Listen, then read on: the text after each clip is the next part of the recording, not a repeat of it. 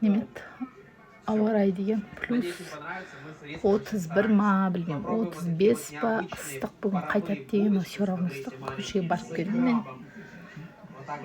Үйімді реттегеннен кейін енді өзімді реттеп жатырмын. Бүгін қасқа бардым и сосын тырнаққа бардым. Мынау телевизорда менімен бірге жарысып жатыр ғой. Бүгін мастерларыма бардым. Мен басқа қалаға барғанда вообще мастерларға бармаймын. Қасымды бүгін тергіздім, жан-жағын формасын шығарып, и тырнаққа барып келдім. Тырнағымды бүгін ақ қылдырып боятып алдым, нейтральный цвет.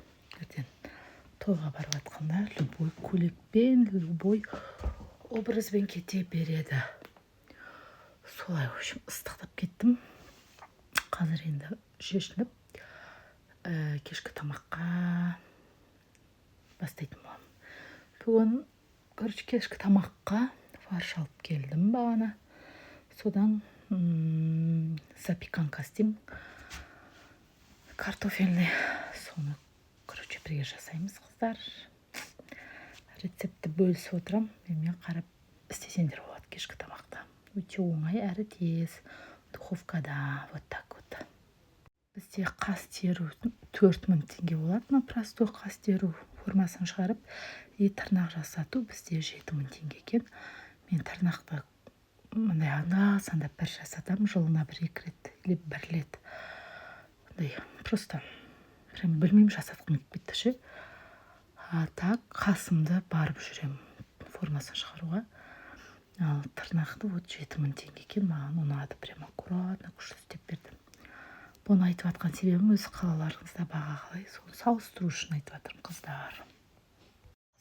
Мына жерде, көріп тұрсыздар, осылай жұқалап турап, листке сап алдым.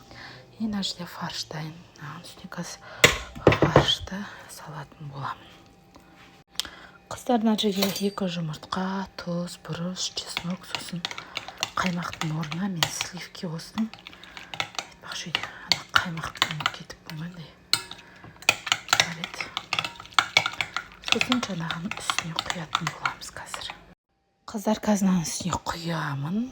Мынаны, и үстіне еще сыр теркалаймын. И помидор.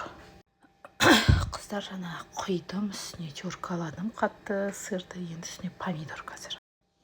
Осылай, қыздар, қазір фольгамен бетін орап, духовкаға тығып жіберемін. Қыздар, қалған фольгам осы ғана екен, міне бітті. Сөйтіп бетін жаба салдым. Қазір духовкаға тығам. Піскеннен кейін тағы көрсетемін.